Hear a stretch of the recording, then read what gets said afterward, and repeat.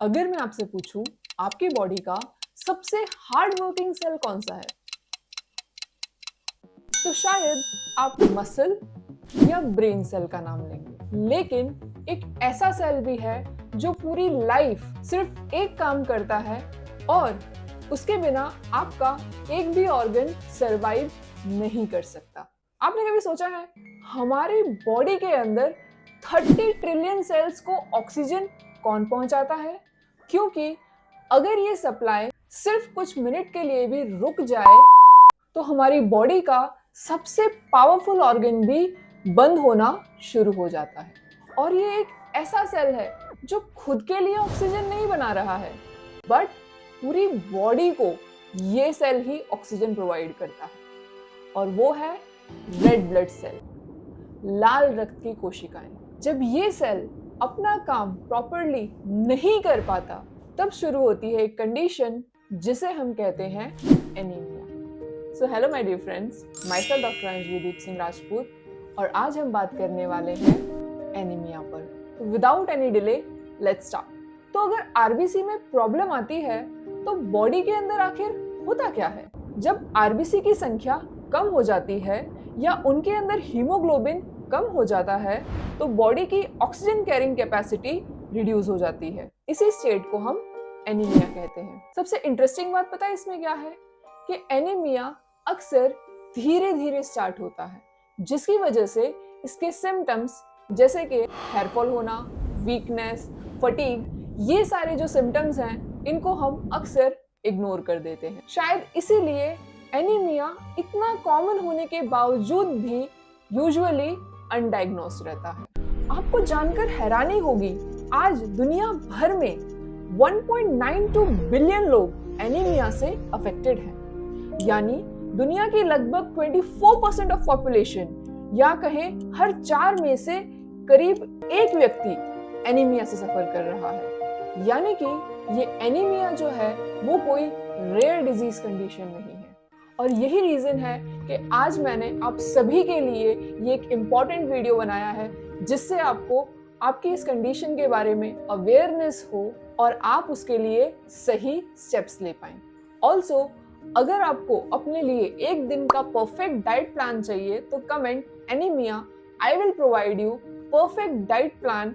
But yes, जब तक comments 100 plus नहीं हो जाते तब तक ये डाइट प्लान हम रिलीज नहीं कर सकते। So do comment anemia if you want a perfect diet plan for yourself. Now next question is, क्या एनीमिया सभी एज ग्रुप और सभी जेंडर के अंदर इतना ही कॉमन है? इसका बर्डन हर एक एज ग्रुप के अंदर सेम नहीं है। सबसे ज्यादा एनीमिया रिप्रोडक्टिव एज ग्रुप के अंदर फीमेल्स में देखा जाता है, जहां लगभग 31.2% ऑफ फीमेल्स यानी कि 57 करोड़ महिलाएं एनीमिया से अफेक्टेड हैं। प्रेग्नेंट वुमेन में और भी कॉमन है।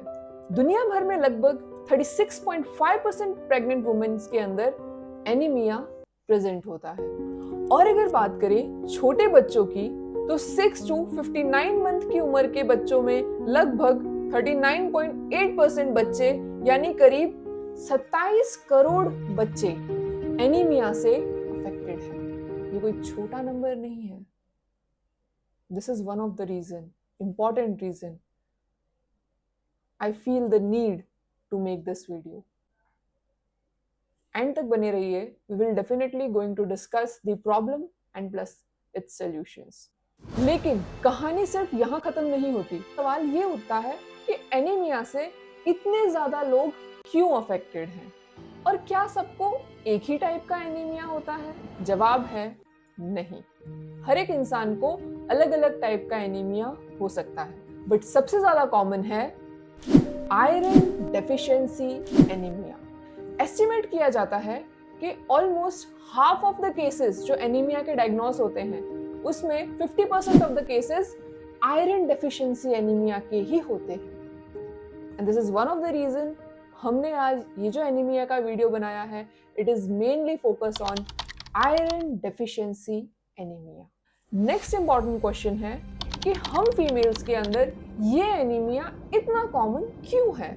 या शायद इससे भी बड़ा सवाल, क्या हम फीमेल्स वाकई ज्यादा थकती हैं, या हमने ये सारे जो सिम्टम्स हैं इनको नॉर्मल मानना शुरू कर दिया है, जो असल में नॉर्मल नहीं है। मैं आपसे एक और पर्सनल सवाल पूछना चाहती हूँ। अगर आप एक वुमेन हैं, तो क्या कभी आपने सोचा है हर वक्त थकान क्यों रहती है? सीढ़ियां चढ़ते हुए सांस क्यों फूल जाती है? या बिना वजह ये चिड़चिड़ापन आखिर क्यों रहता है? क्या ये सिर्फ एक बिजी लाइफ का हिस्सा है, या फिर आपने भी अपने आप से कुछ ये कहा ये तो पीरियड्स की वजह से होगा, काम ज्यादा है इसलिए थक जाती हूँ, स्ट्रेस बहुत हो रहा है इसलिए ऐसा लग रहा है। मेरे क्लिनिक में मैं ये सारी बातें रोज सुनती हूँ, और इसी सोच की वजह से एनीमिया को बहुत लंबे टाइम तक डायग्नोस ही कोई नहीं करा पाता। हैरानी की बात यह है कि आयरन डेफिशिएंसी एनीमिया की स्टार्टिंग तभी से हो जाती है जब हम हमारा फर्स्ट पीरियड सेलिब्रेट करते हैं, और हमें उसका पता भी नहीं चलता। चलो इसको एक एग्जाम्पल के साथ समझाती हूँ। सोचिए आपके बॉडी का आयरन एक सेविंग अकाउंट है। पीरियड शुरू होते ही अकाउंट से हर महीने विड्रॉवल शुरू हो जाता है, और अगर डिपॉजिट उसके साथ ना दे पाए तो अकाउंट एक ना एक दिन तो खाली ही होना है। कुछ समझे? सो पीरियड्स प्रॉब्लम नहीं है, प्रॉब्लम तब होती है जब विड्रॉवल डिपॉजिट से ज्यादा हो जाता है। सोचिए अगर आपके बैंक अकाउंट से हर महीने कुछ कुछ पैसे निकाले जा रहे हो और उसका आपको कोई नोटिफिकेशन भी ना आए, तो फिर क्या होगा?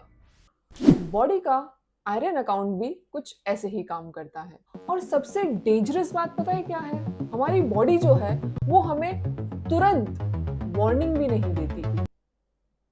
आयरन स्टोर पहले खत्म होते हैं और सिम्टम्स बाद में आना चालू होते हैं। इसीलिए जब तक हमें सांस फूलना, वीकनेस होना, चक्कर आना महसूस होता है, कई बार बॉडी अपने आयरन स्टोर का काफी हिस्सा यूज कर चुकी होती है। एंड ये सबसे ज्यादा प्रॉब्लमेटिक होता है जब हमें फर्स्ट टाइम मेंसेस आते हैं। उस टाइम पे अगर डाइट ना मेंटेन किया जाए डेली, मंथली, तो फिर ये जो प्रॉब्लम है वो लॉन्ग टर्म रहती है एंड बाकी सारे सिम्टम्स हमारी बॉडी में आना शुरू होते हैं। और इसके बाद सेकेंड फेज, जहां पे फीमेल्स के अंदर मैक्सिमम आयरन नीड होती है, that is the phase of pregnancy. लेकिन प्रेगनेंसी की सबसे बड़ी प्रॉब्लम आयरन डेफिशिएंसी नहीं है, बल्कि ये है कि बहुत सारी फीमेल्स अपनी प्रेगनेंसी आयरन के डेफिशिएंट स्टेट में ही कंसीव कर लेती हैं। और अब इस टाइम पे हमारे बॉडी के अंदर हमारे आयरन स्टोर के लिए सिर्फ 8% के लिए आयरन जनरेट नहीं हो रहा है, अभी हमें चाहिए 2 लोगों के लिए, हमारे बढ़ते हुए ब्लड वॉल्यूम के लिए और ग्रोइंग बेबी के लिए। ये जो आयरन डिपॉजिट्स हैं वो डिमांड फुलफिल ना कर पाए तो ये स्टोर में से आयरन और भी ज्यादा डिप्लीट होने लगता है, यानी कम होने लगता है। लेकिन प्रेगनेंसी अकेली ऐसी फेज नहीं है हम फीमेल्स के लाइफ में जहां पे हम इस चीज से सफर करते हैं। इसके बाद भी एक फेज आता है जहां पे हम सेम ये चीज फेस करते हैं। Not every women but most of the females. Perimenopausal phase के अंदर भी हम फीमेल्स के अंदर ये प्रॉब्लम अराइज हो सकती है, स्पेशली उन फीमेल्स के अंदर जिनके मेंसेस जो हैं वो इरेगुलर हैं, जैसे हर 10 या 15 दिन में आ रहे हैं, या फिर मेंस्ट्रुअल फ्लो जो है वो बहुत ही ज्यादा हैवी है। तब भी ये सेम आयरन डेफिशिएंसी की प्रॉब्लम आपको हो सकती है, बिकॉज जब विड्रॉवल अचानक से वापस से बढ़ जाएगा तो सेविंग अकाउंट वापस से प्रेशर में आ जाएगा। और इसीलिए इस फेज के अंदर भी फीमेल्स में ज्यादा थकान होना, चिड़चिड़ापन होना, सांस फूलना, ये सारे सिम्टम्स हमको देखने को मिलते हैं। तो इसीलिए इसे सिर्फ हार्मोनल चेंज समझकर इग्नोर बिल्कुल भी नहीं करना चाहिए। तो अब तक आपको ऐसा लग रहा था कि आयरन डेफिशिएंसी का मेन रीजन आयरन का लॉस होना है, राइट? लेकिन अगर मैं आपसे कहूं कुछ लोगों के अंदर बॉडी में से आयरन का लॉस भी इतना नहीं हो रहा, स्टिल उनको आयरन डेफिशिएंसी एनीमिया है। ये कैसे पॉसिबल है? अब इसको ऐसे समझो, आप रोज किचन के लिए सामान तो खरीद कर लाते हैं, लेकिन अगर वो सामान किचन तक पहुंचे ही ना तो खाना कैसे बनेगा? सेम यही चीज होती है हमारी बॉडी के अंदर भी। अगर हम आयरन रिच फूड खा भी रहे हैं, बट हमारी जो इंटेस्टाइन है वो उसको एब्जॉर्ब ही नहीं कर पा रही, क्योंकि सिर्फ आयरन खाना जरूरी नहीं है, बॉडी के अंदर उसका प्रॉपर एब्जॉर्प्शन होना भी उतना ही जरूरी है। अब सवाल आता है, ऐसा आखिर होता क्यों है? सो इसके अंदर बेसिकली कुछ एक ऐसी डिजीज कंडीशंस हैं एंड कुछ ऐसे फूड कॉम्बिनेशंस हैं जो यूजुअली आयरन का एब्जॉर्प्शन कम करते हैं या रोक देते हैं। तो वो डिजीज कंडीशंस हैं इरिटेबल बोवल सिंड्रोम, जिसको हम आईबीडी कहते हैं, coeliac disease, gastric surgery, stomach के अंदर अगर लो एसिड फॉर्मेशन हो तो भी होता है ये, और अगर आप बहुत ज्यादा एंटासिड टैबलेट्स लेते हैं जिसे हम बोलते हैं प्रोटॉन पंप इनहिबिटर या फिर एच पाइलोरी, इन सभी की वजह से भी आपकी बॉडी के अंदर आयरन का जो एब्जॉर्प्शन है वो प्रॉपरली नहीं होता। सो नेक्स्ट सवाल आता है, अगर आयरन का सोर्स सिर्फ हमारा खाना है तो सिर्फ क्या आयरन रिच फूड खाना ही जरूरी है? Most of people think yes, but ऐसा नहीं है। बहुत से लोग रोज पालक खाते हैं एंड रोज चाय भी पीते हैं और फिर कहते हैं कि हमें आयरन की कमी क्यों हो गई।